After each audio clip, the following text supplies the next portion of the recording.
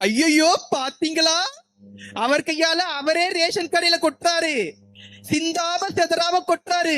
என் தலைவன் எவ்வளவு அழகு பாத்தியா, செதறாம கொட்டாரு அரிசிய. விஜய் எங்க எதிரி கிடையாது. இன்றைய தமிழ்நாட்டு முதலமைச்சர் திமுக எதிரியாக இருக்க முடியாது. ஏன்னா நாங்கள் நெஞ்சுரம் மிக்க வீரர்களோடு தான் போராடி இருக்கிறோம். அவர்களிடம் தோற்றால் அது எங்களுக்கு பெருமை. நம்மளை ஒத்த தற்குறிகளாக மாற்ற முயற்சி பண்ணிட்டு இருக்காங்க. நாங்கள் தற்குறிகள் கிடையாது, நாங்கள் அறிவார்ந்த பெரியாரின் பேரன்கள். டயா பூஸ்டர் சுகரை கண்ட்ரோல் பண்ணும், உங்க ஆரோக்கியத்தை மீட்டு தரும். சர்க்கரையை கட்டுப்படுத்துறதுக்கான எளிமையான வழிமுறை, இயற்கையான வழிமுறை. அனைத்து மருந்து கடைகளிலும் கிடைக்கும். கும்பிடுற சாமி, கும்பிடுற சாமி, கும்பிடுற சாமி என்கின்ற அடிமைத்தனத்தை எதிர்த்து நமஸ்காரம் என்று சொல்லும் இவர்களின் சமஸ்கிருத திணிப்புக்கு எதிராக தன்மானமிக்க சுயமரியாதை கொண்ட பெரியார் கற்றுக் கொடுத்த வணக்கம் வணக்கம் வணக்கம் என்று சொல்லி மானத்தமிழனாக என் உரையை தொடங்குகிறேன். உடன்பிறப்புகளே வணக்கம்.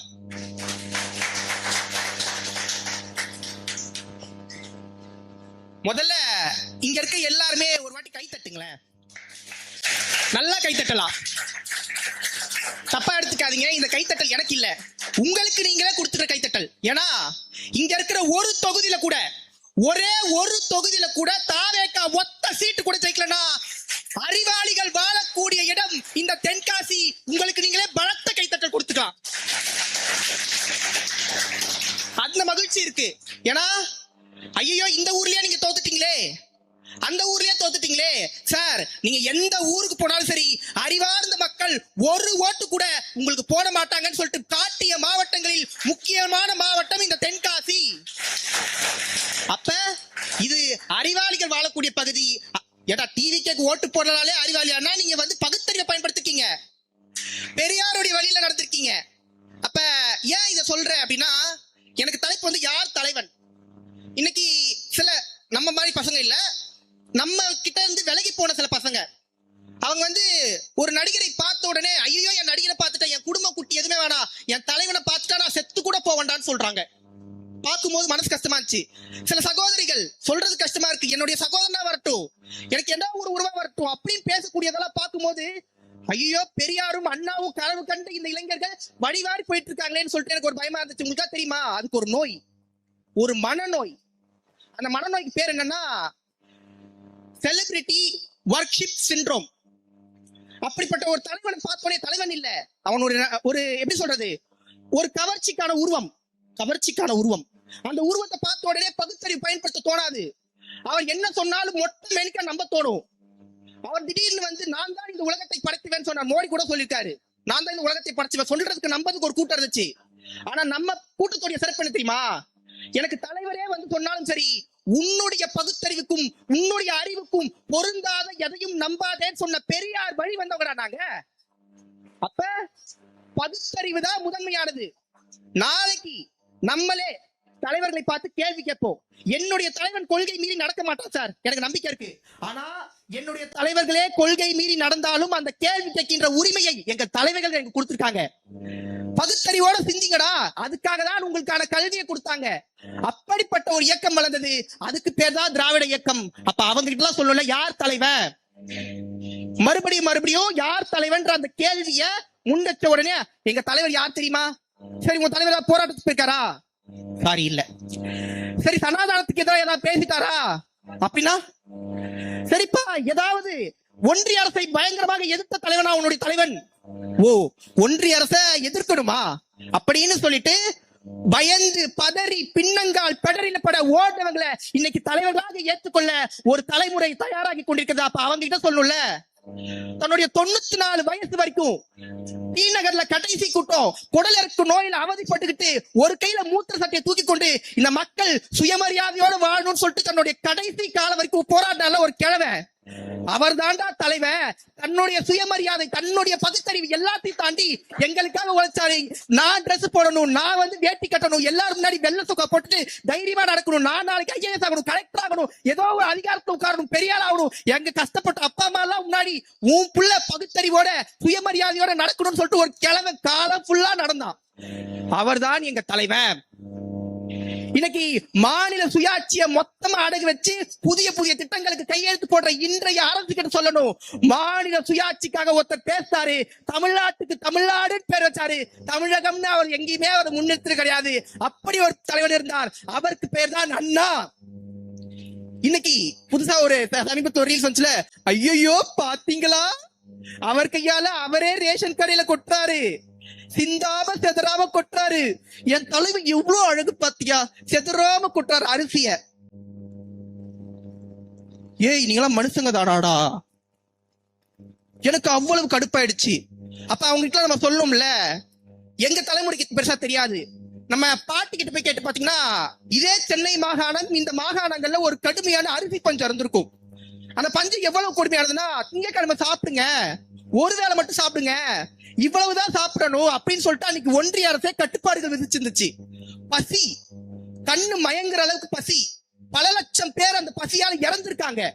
அவ்வளவு மோசமான வறுமை இருந்தப்ப ஒரு ஒன்றிய அரசுக்குன்னு சொல்லிட்டு விநியோக துறைன்னு சொல்லிட்டு ஒண்ணு இருந்துச்சு, பொது விநியோக துறைன்னு சொல்லிட்டு. ஆனா மாநில அரசுக்குன்னு சொல்லிட்டு முதல்ல விநியோகத்துறையை கொண்டு வந்தவர் கலைஞர். ரேஷன் திட்டத்தை கொண்டு வந்தாரு. Gandhiji is father of nation, but Kalaignar is father of ration. அப்படிப்பட்ட ஒரு திட்டத்தை கொண்டு நம்ம இந்த ராப்பிச்சக்காரங்க ஒரு வார்த்தை கேள்விப்பட்டிருப்போம். இன்னைக்கு நம்ம வீட்டுக்கிட்ட யாராவது வந்து ராப்பிச்சக்காரங்க யாரும் வராங்களா? அம்மா ராத்திரி எனக்கு சாப்பாடு போடுங்க யாரும் வரமாட்டாங்க. ஏன்னா அந்த தலைமுறையோட பிள்ளைங்க இன்னைக்கு படிச்சுக்கிட்டு இருக்கு, ஏதோ ஒரு இடத்துல உட்கார்ந்துட்டு இருக்கு. இன்னைக்கு இந்தியாவிலேயே இன்னைக்கு பீகார் மாதிரியான மாநிலங்கள்ல போய் பாத்தீங்கன்னா 134% பேர் வறுமையில இருப்பாங்க. வறுமைனா கொடுமையான பசி. தமிழ்நாட்டில் எத்தனை சதவீதம் தெரியுமா? 2%. இந்த நிலைமை எப்படி தெரியுமா வந்துச்சு? கலைஞர். அப்ப ரேஷன் கடையில ஒரு தலைவன் வந்து அரிசியை சிந்தாம செதறாம கொட்டுறது முக்கியம் இல்ல, என்னுடைய பசியை தீக்கிறதுக்காக ஒரு தலைவன் போராடினா அவன் தான் என் தலைவன் சொல்லிட்டு ஒரு தலைமுறை பேச மறந்துச்சு. அதனாலதான் தாவேகா இன்னைக்கு ஜெயிக்கல.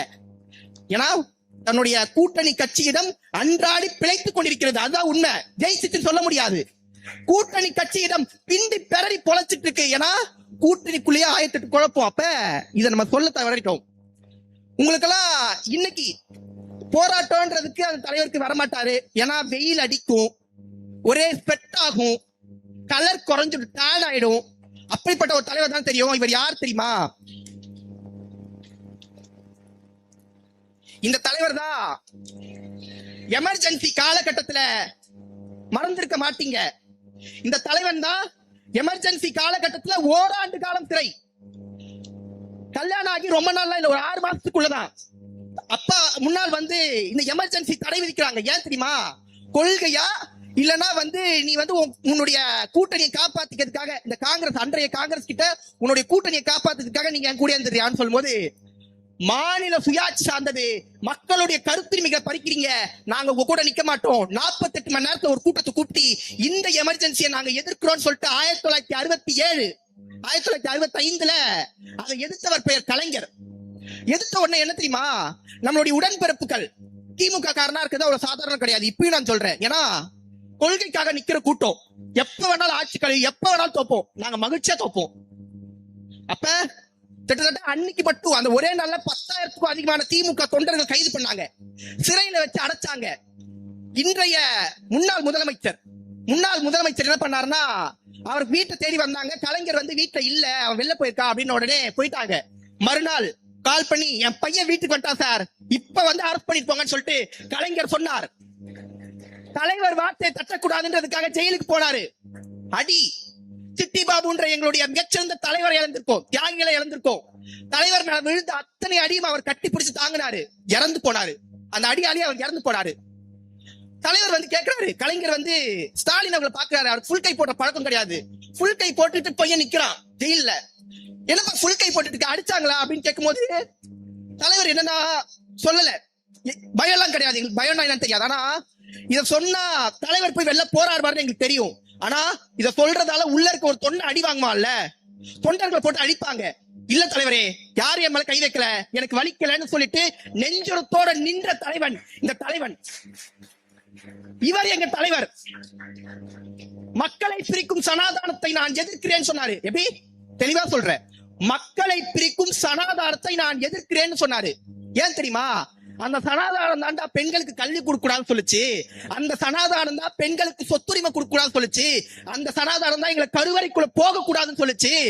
அப்படிப்பட்ட சனாதானம் எங்களுக்கு தேவையற்றதுன்னு ஒருத்தர் சொன்னாரு.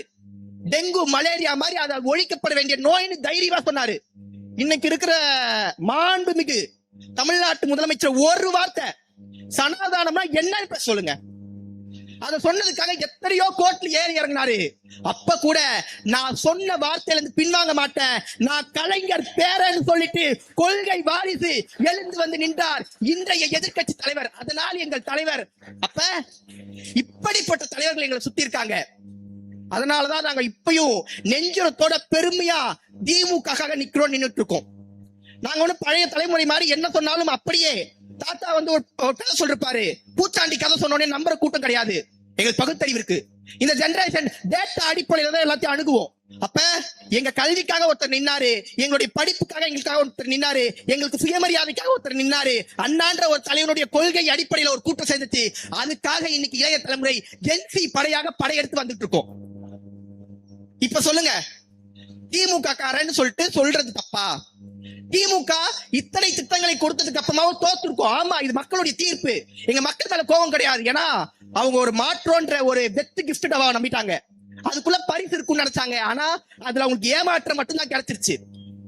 அப்ப இந்த திமுக இன்னைக்கு விஜய் அவர்களை எதிர்த்துட்டு இருக்கா? விஜய் தான் எங்க எதிரியா? ஹே, நாங்கள் இதுக்கு முன்னாடி ராஜாஜி எதிர்த்திருக்கோம், பக்தாச்சலத்தை எதிர்த்திருக்கோம், நேருவை எதிர்த்திருக்கோம், இந்திரா காந்தி எதிர்த்திருக்கோம், அதுக்கப்புறமா வந்து எம்ஜிஆர் எதிர்த்திருக்கோம், ஜெயலலிதா அவர்களை எதிர்த்திருக்கோம், எத்தனையோ பேர் எதிர்த்திருக்கோம். இவங்க எல்லாம் எதிரின்னு சொல்றதுல எங்களுக்கு சந்தோஷம் இருந்துச்சு. ஏன்னா அவங்க எல்லாம் நிர்வாக அடிப்படையிலாச்சு எங்களுக்கு எதிராக செயல்பட்டாங்க. சிறந்த தலைவர்களா இருந்தாங்க, ஏதோ ஒரு சிறந்த தலைவர்கள். ஆனா விஜய் எங்க எதிரி கிடையாது. இன்றைய தமிழ்நாட்டு முதலமைச்சர் திமுக எதிரியாக இருக்க முடியாது. ஏன்னா நாங்கள் நெஞ்சுரம் மிக்க வீரர்களோடு தான் போராடி இருக்கிறோம். அவர்களிடம் தோற்றால் அது எங்களுக்கு பெருமை.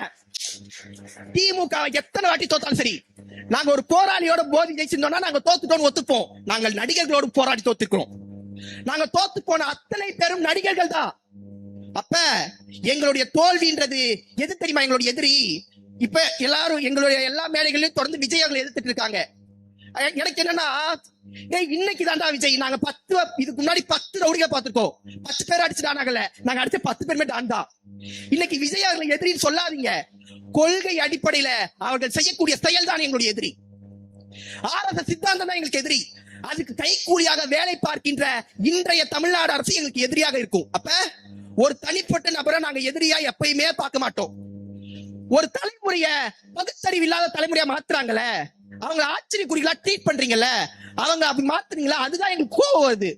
அப்ப அந்த அடிப்படையில தான் நாங்க விஜய் எதிர்க்கிறோமே தவிர, விஜய் எங்களுக்கு தனிப்பட்ட எனக்கு என்ன வாய்க்கா தகராறா இப்படியே பண்ணிட்டு இருந்தாருல, பின்னாடி தான் அந்த பையன் அந்த ஆளு. அவர் என்னவா மாத்துறாங்கன்னா, அவர் வந்து ஒரு ரேபிஸ்டுக்கு உதவி பண்ணிருக்காரு. அப்ப எவ்வளவு ஒரு இழிவான மனிதன். அவர் அப்படி நம்ம பார்க்க விடல. அடுத்ததான் அவர் ஒரு ரீல் வருது. என்னன்னா, தாவேக்கால இருக்க இந்த எம்எல்ஏவை திமுக வாங்க நினைக்குது. இது இந்த ரேபிஸ்டுக்கு ஹெல்ப் பண்ண வர திமுக வாங்க நினைக்குதுன்னு சொல்லிட்டு ஒரு ட்ரெண்ட் பண்றாங்க. அது முடியறதுக்குள்ள ரேஷன் கடைக்கு தலைவர் வந்து இது இன்ஸ்பெக்ஷன் போறாரு. டயர் ஏன் சரியில்லைன்னு சொல்லிட்டு இன்ஸ்பெக்ட் பண்றாரு. நம்ம எல்லாம் அவர் வந்து கோமாளியா பார்த்தோம். தயவு செஞ்சு சொல்ற, அவர் கோமாளி கிடையாது. அவர் கோமாளியா பார்க்காதீங்க. டயரை பார்க்கிற அளவுக்கு அவர் அறிவற்றவர் கிடையாது. அவரை கோமாளியா பார்க்கணும்ன்றது ஒரு விதமான அல்காரிதம். அவங்க ஒரு அல்காரிதத்தை செட் பண்றாங்க. அவர் ரேபிஸ்டுக்கு ஹெல்ப் பண்ணிருக்காரா அப்படின்றத நம்ம திரும்ப திரும்ப கேட்கலன்னா நம்மளுடைய மறதியை அவங்க ரொம்ப சூப்பரா யூஸ் பண்றாங்க. அப்ப பகுத்தறிவோட நம்ம இவங்க எதிர்கொள்ளனா நம்ம முட்டாளாக்கப்படுவோம். சொல்ல போனா எனக்கு அந்த வார்த்தை சொல்ற விருப்பம் கிடையாதுங்க. நான் சொல்றேன், தற்கூரிகளாக்க முயற்சி பண்ணி கொண்டிருக்காங்க. நம்ம தற்கூரி கிடையாது. எங்களை அப்படி நடத்தாதீங்க. நாங்க தலைமையை பார்த்து, அந்த தலைமையை பார்த்து சொல்றோம், எங்களை அப்படி ட்ரீட் பண்ணாதீங்க. எங்க கிட்ட ஏதோ டேட்டாவா பேசுங்க, எங்க கிட்ட கொள்கை பேசுங்க. உங்ககிட்ட சொல்றீங்கல்ல, உங்களுடைய தலைவர்களாக காமராஜர், உங்களுடைய அண்ணா, பெரியார்னு சொல்றீங்கல்ல, அவங்களெல்லாம் வந்து கொள்கை ரீதியா என்கிட்ட உங்களுடைய தொண்டர்களுக்கு சொல்லி கொடுங்க. அப்படி மோதும் போது திமுக உங்க கூட தைரியமா மோதும். சொல்றேன், கொள்கை அடிப்படையில எங்க கூட வாக்குவாதம் பண்றதுக்கு ரெடினா இன்னொரு ஜென்சி மீடியா அமைக்கிறாங்க. தாவேக நண்பர்களே வரட்டும், எதிர்த்து போராடுறதுக்கு வேற யாரும் வேணாம், நான் போதும். ஆனா எங்களை எடுத்து பண்றாங்க. என்னுடைய உருவத்தை வச்சு, ஏண்டா உனக்கு மைக்கை எட்டு என்னடா பேசுவ, இதுதான் அவங்க இது ஒரு தாவேக்கா வந்து எனக்காக போடுற இது மாதிரி ஒண்ணுதான். எனக்கு பேர் என்ன தெரியுமா? லில்லி புட்டா. கட்டவரன் சைஸ்ல இருக்க மனுஷரா நானு. என் உருவத்தை சார் நான் இப்பயே சொல்றேன், நீ என்ன படிக்க சொல்லுங்க, நான் படிக்கிறேன். ஏதோ ஒரு அதிகாரத்தை கைப்பற்ற சொல்லுங்க, நான் பண்ணுவேன். என்னால எல்லாமே முடியும். ஆனா எனக்கு பிறப்பின் அடிப்படையில ஒரு வளர்ச்சியோ, நான் ஒரு பாலினத்தை அடிப்படையிலோ, இல்ல என் சாதியின் அடிப்படையில என்ன ஒரு சொல்லாதீங்க. அது தப்பு. ஒரு பெண்ணை பெண்ணுன்ற காரணத்துக்காகவே அவளை இழிவான வார்த்தை சொல்லி பேசாதீங்க. ஒரு கொள்கை அடிப்படையில கூட்டம் இந்த மாதிரி பண்ணுமா சார்? அதனாலதான் சார் சொல்றோம், தாவேக்கா கொள்கை தெரியல சார். அப்படிப்பட்ட ஒரு கூட்டத்தை வளர்த்துட்டு இருக்காரு விஜய் அவர்கள். அதனாலதான் நாங்க கேள்வி கேட்கிறோம். இப்ப சொல்லுங்க, நாங்க கேள்வி கேட்க தப்பா? எங்களுக்கு இருக்க கோபம்ன்றது அவருடைய முதலமைச்சர், அந்த முதலமைச்சர் பதவியை நாங்க இதுக்கு முன்னாடி கொண்டாடி இருக்கோம். இதுக்கு முன்னாடி எடப்பாடி அவர்கள் இருந்தாரு, அவரை கேள்வி கேட்டோம், ஏன்னா அவர் தப்பு பண்ணாரு. அந்த முதலமைச்சர் பதவியால எங்களுக்கு எந்த கோபமும் இல்ல. அந்த மனிதர்கள் செய்யற தவறு மேல பெரிய கோபம் இருக்கு, அதைத்தானே நாங்க வெளிப்படுத்துறோம். அப்ப உங்ககிட்ட ஒன்னே ஒண்ணுதான், இந்த நிகழ்ச்சி வந்தோம் பார்த்தோம் போனோம் கிடையாது. நம்மள ஒத்த தற்குறிகளாக மாத்த முயற்சி பண்ணிட்டு இருக்காங்க. நாங்கள் தற்குறிகள் கிடையாது. நாங்கள் அறிவார்ந்த பெரியாரின் பேரன்கள், அண்ணாவின் கொள்கை வாரிசுகள், கலைஞர் அவர்களுடைய ஒரு பேனா முனையாக செயல்படுவதற்காக ஒரு கூட்டம் தயாரிக் கொண்டிருக்கிறது. அவங்க தான் இந்த ஜென்சி படைன்ற ஒரு கொள்கை அடிப்படையில் கூட்டம் சேரணும். யார் தலைவன்? என்னுடைய கொள்கையை வழிப்பிடித்த அத்தனை பேரும் எனக்கு தலைவர்கள். என் கொள்கை வலித்தவர்கள் அத்தனை பேரும் எனக்கு எதிரிகள். நன்றி, வணக்கம்.